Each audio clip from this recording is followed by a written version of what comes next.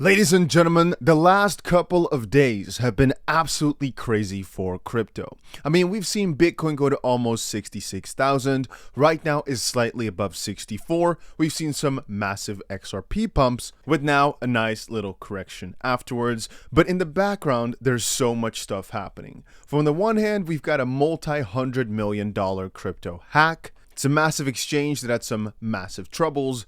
WazirX is the name. I think it's Indian. So long story short, about $230 million was lost in this security breach, which is not a small deal. I saw in the comments though, for the most part, that people say, well, it's not that big a deal because they're backed by Binance. And for Binance, $200 million is annoying, sure, but it's very easy to get over that. I did see already that a bounty was given to 𝗪𝗂, who basically found out that a deposit to a KYC address from some of the stolen funds. And apparently, right, Bitcoin SHIB traded at a 30% haircut on WazirX as the exploiter is converting stolen funds to Ether. So it's kind of strange that he's able to do... Oh, why is it lagging so much?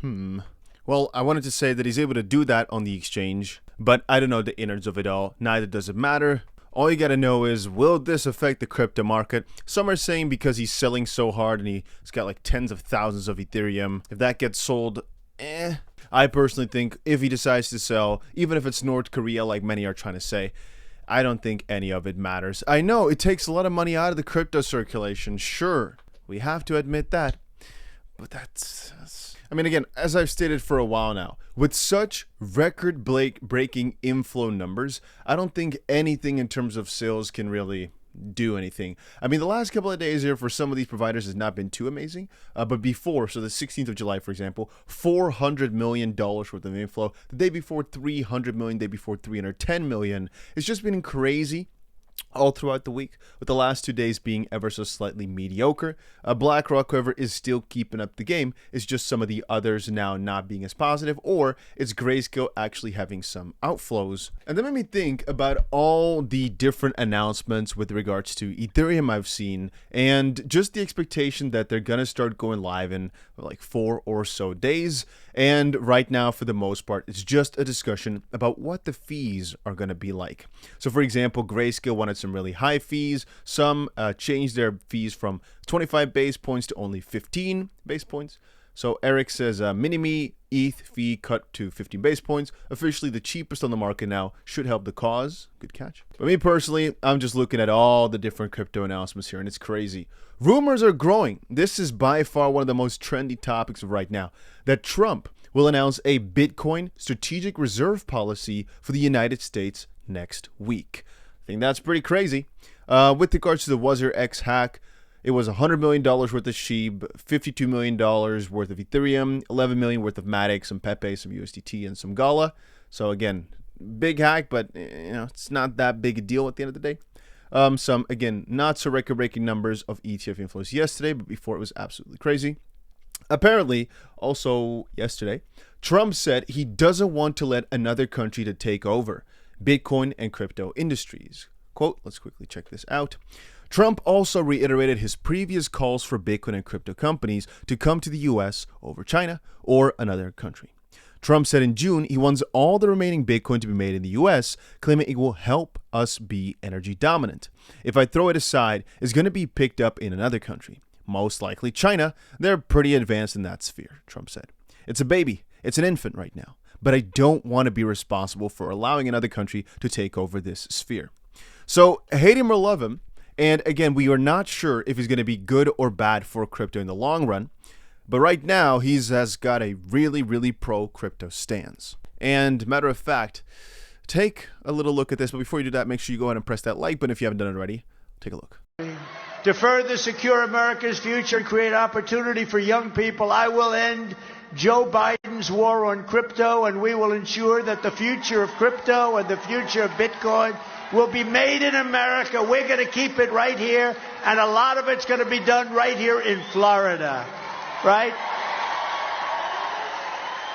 And I will always protect Medicare and Social Security for our great... At the end, you noticed a little bit of the politician speech, which is, oh, we'll also do this and that and this and that, which makes me realize, man, you should not rely too much on all these statements. He can be pro-crypto now and really against crypto when a push comes to shove, but, and this is again what's been really, really trending, apparently, this is also from last night, Donald Trump says Jamie Dimon has suddenly changed his mind and tune, and basically his anti-Bitcoin stance is also gone now. So Trump has for some reason been either persuading all these guys to change their mind. I don't think so. I think for the most part though, since BlackRock changed up, the SEC changed their stands, and the ETFs were rolling in, and they saw the interest. And eventually at some point now, it's in politics' favor.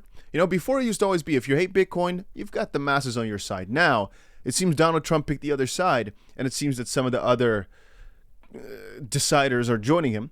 Donald Trump is considering JP Morgan CEO Jamie Dimon as Treasury Secretary and says he's changed his tune on Bitcoin and crypto. I think it's quite crazy. I think it really is quite crazy. A little side story, and this is kind of funny. So apparently the German government, right?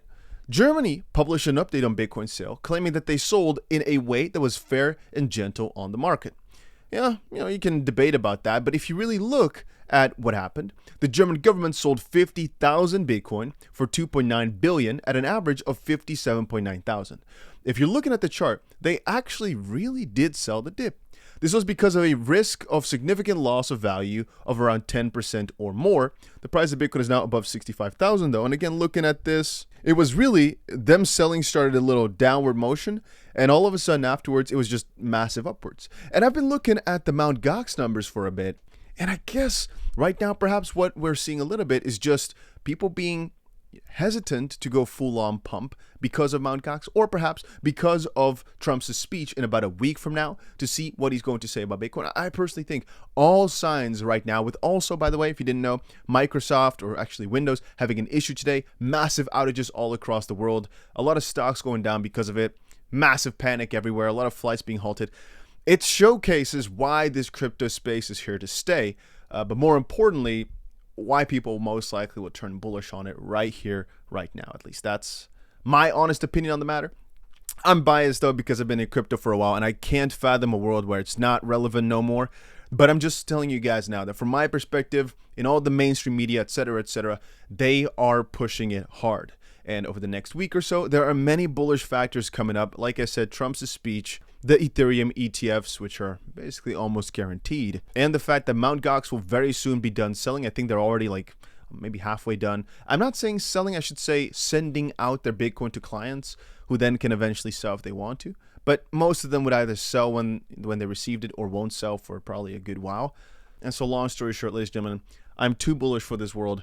I don't know how to better tell you. I'm crazy bullish right now. Nothing's going to be able to stop us. Some altcoins may go down here and there, but ultimately, we're just getting started, and I hope you guys are ready.